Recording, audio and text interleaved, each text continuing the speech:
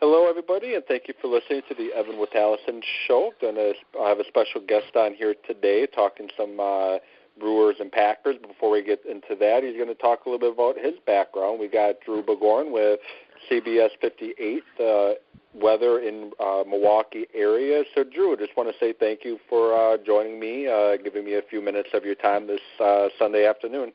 Yeah, you bet, Evan. Glad I could be of help, and this is such a great time of the year. I was telling just some friends of mine who happen to live in Chicago as the Brewers are battling the Cubs. I said, it's pretty bizarre, that we're basically knocking on the door for August, and right now, Packer training camp's going on, but there's still such a buzz with the Brewers that I almost feel like the Packers right now, which fine by me, is kind of taking a back seat to the Brewers, which it's nice to have the Brewers relevant.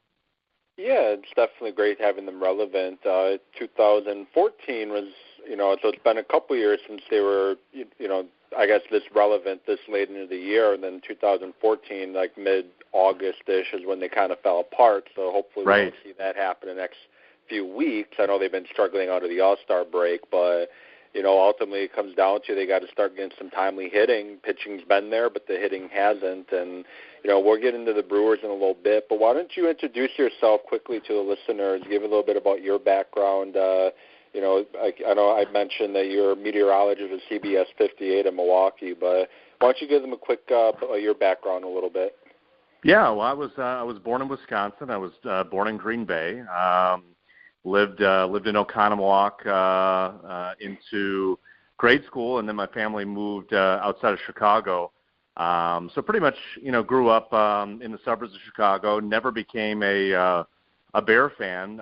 Interestingly enough, I was I was a Cub fan growing up. That was the first game my dad ever took me to was a Cubs-Dodgers game at Wrigley, and but it was funny when my wife and I moved back up to Milwaukee about 2 years ago. I told her I really didn't have much of an allegiance anymore with baseball. I worked in Arkansas for 13 years doing weather, and the Razorbacks were huge there, but professional baseball, you're either a Cardinal fan or a Royal fan. I had no real interest or allegiance. So yeah, we kind of said we're going to jump on the Brewers on the rebuild, and same with the Bucks, and obviously the Packers are the Packers, and they're always going to be relevant. But I just celebrated my 2-year anniversary as the chief meteorologist at CBS 58, and we love Milwaukee.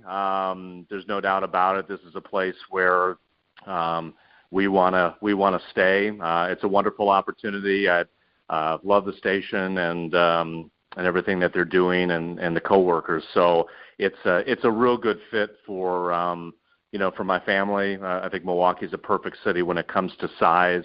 It's big enough, but it's small enough. I don't have a major commute, to work, and I can get in quickly for severe weather, or I can, get home for dinner. So it works pretty well. So that's, a little background on me. I just signed a 3-year extension, so people are stuck with me at least for another 3 years. Well, you say stuck with you like it's a bad thing, but I think it's a good thing, because I know you bring a lot of knowledge, information to CBS 58, and you also bring a lot of knowledge when it comes to to your sports as well. I know I got to listen to you when you were helping out with Bill Michaels doing his show, The Huddle, for the NFL season, and you were hanging punch for punch there with the quote professionals with Bill Michaels and Kevin Holden, who is a sports director, if I'm not mistaken, at CBS 58. So you can definitely hold your own when it comes to sports. So I know what I know, and I don't pretend to lead people on to I know everything about sports, because I don't. I'm passionate about Wisconsin. I'm passionate about the teams here, and I think that's one of the fun parts, letting people know, acquaintances that I had in Arkansas, and working there for 13 years. It was, it was a wonderful opportunity, a great time. And I said, the great part about Wisconsin is, sports are so intertwined in our culture here, from tailgating to, just kind of the pomp and circumstance of seasons. It's just part of what people do, and it's fun. It's just it's fun to be in a city right now that is embracing a lot of teams. I mean, the Brewers obviously are in the middle of a rebuild. Maybe it's a little bit more accelerated. You've got the Bucks, I think, on the cusp of, probably winning maybe a playoff series, or at least that should be the goal. And I mean, the Packers, listen, there's no reason they shouldn't be competing for the top spot in the NFC, barring injury. And so it's pretty exciting. I think it's just fun to be going into fall and have so many relevant sports for Milwaukee. Yeah, and it's great seeing the state of Wisconsin. Almost every sport seems to be competitive this year. Badger programs are always competitive. The Packers are the Packers, and then you got the Bucks and the Brewers that are, raising some eyebrows too with their play. Now, of course, Brewers are down 1-0 now against the Cubs. They just gave up a run in the sixth, but going toe-to-toe with the defending world champions, you can't really, you can't. I know I don't want to talk about moral victories if they don't end up winning and everything, but being able to go toe-to-toe with one of the hottest teams in baseball and you're starting to flounder a little bit, that's I can be happy with that, especially with the way they've been pitching. So I think you mentioned accelerated rebuild a little bit. What are your general thoughts on the Brewers this year? You think they're going to hang around in the playoff race all through August and September, or are we kind of starting to see the decline a little bit that most have been predicting all year? Well, I think starting pitching has. I think we're starting to see who legitimately will could make this roster going forward. Going forward, I think Zach Davies has been a wonderful story. This year I think Jimmy Nelson seems to have finally maybe found his groove. Knock on wood. Sometimes with Jimmy you wait for that other shoe to drop, and then unfortunately Chase Anderson with the injury that's hurt us. I think guys like Junior Guerra, that I don't see much of a spot for those types of guys. And I mean, obviously we've seen a wonderful story in the bullpen with Josh Hader. In my opinion, I think he still needs one more pitch to probably become a starter. He's got probably 2 right now that he could go with. I mean, he pitched, I think 4 innings on Saturday night and looked amazing. He just with the strikeouts and but he needs probably one more pitch to be considered, in that starting, type of rotation. So I don't know. I mean, obviously the hitting has cooled off, which is disappointing because they were definitely on a roll going into, the All-Star break. But the way I look at it, especially when it comes to pitching, at least you've got guys and you've got, I don't know, I think there should be some optimism there. There's definitely going to be some spots in that bullpen, and I don't think they're at a point right now that they need to start giving up a ton of prospects for a starter, or I mean, they definitely need another starter. They probably need another 2 arms, legitimate arms in the bullpen, and right now they don't really have a leadoff hitter, and I think they're really trying to tinker around with center field. So I guess my point is there's still a lot of holes that need to be filled. So I don't think you're going to be able to do that where they are in this rebuild. I still think probably about 2 years from now is where you're really going to see a lot of the cream, rise to the top. And I mean, we've been spoiled. I think people have used this phrase, we've been playing with house money. And so, I think they stay the course, and maybe they make a move before the deadline, but I don't think it's going to be, you're not going to see any of these stud prospects, come out of town. And could they hang around?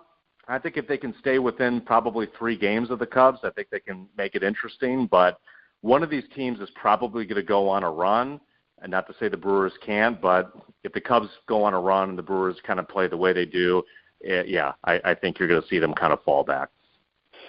Yeah, and a couple of things I've been saying about the Brewers, I think most of the year is, first of all, don't get, I've been saying to people all year, don't overreact to, Sure. Success. Don't overreact to when they're not being successful. Baseball has a lot of ups and downs, and, the Brewers are not, built for 162 games this season, in my opinion, to stick around. I think they've stuck around a lot longer than I thought, and I think with what you're talking about, with Jimmy Nelson pitching as well as he is, and he's always been about consistency. He's never been consistent. He's always been dangerous, but not consistent. But, when Nelson pitching the way he is, Davies pitching the way he is, and you get Chase Anderson back, yeah, they got a chance to probably keep it close with Chicago. I just don't think they got the horses if Chicago is truly hot, because consistency has pretty much been Chicago's biggest problem most of the year. They get on a bit of a winning streak, win a couple in a row, and then they fall, trip over themselves again and go into a slump again. But to me, it's looking like the Cubs are quite hot. And like you, I think they're probably the Brewers 2-3 years from being a legit contender. But it is exciting seeing a winning baseball team, over 500 baseball team in Milwaukee in August, something that doesn't happen in Milwaukee very often. I think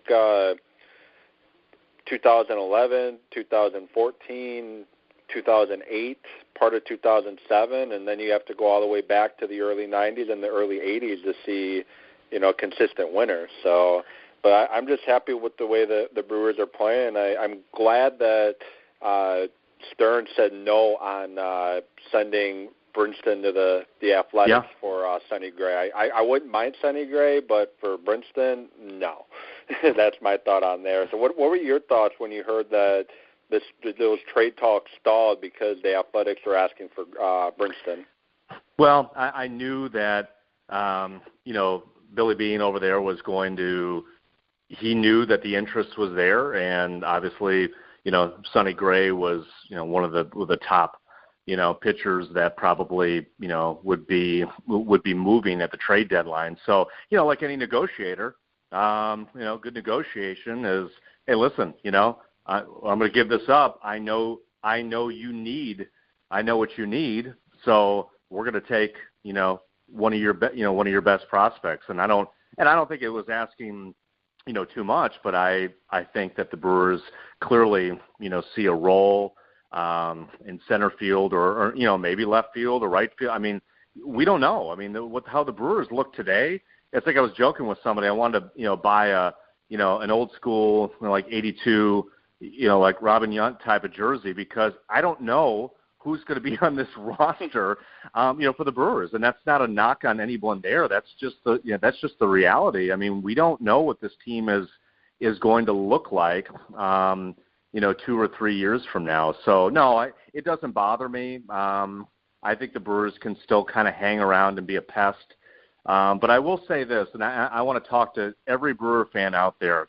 It has been beyond embarrassing when I'm trying to listen to the radio or watching on TV, and these Cub fans have just infiltrated, especially this year, Miller Park. And I get it. They bought the tickets prior to the season. Most people didn't think the Brewers would be as competitive. I mean, I didn't. I'll be the first to admit. I mean, forecast 7 days, I'll try to do that with the weather. But as for the Brewers, I'm not going to do that.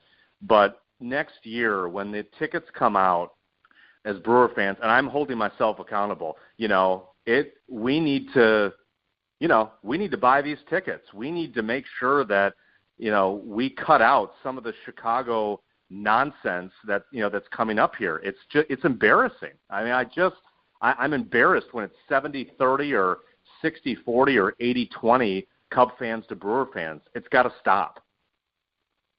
Yeah, I agree with you on that too. And, I'm not, I guess I kind of get it when the price, the money these Cub fans are probably willing to spend for tickets to these games, because they can't get into Wrigley Field to catch the Cubs because the sellouts or whatever. But, eventually, like you said, it's got to stop. And maybe once the Brewers are competitive again, because like you, I figured there'd be about 75, 76 wins if everything went right. Right. But maybe hopefully 2-3 years down the road, when they are competing for division titles and not, playing with house money, as you and I are kind of talking about, I guess it better stop. So, but I think I could probably pencil out of the 1 through 8 hitters.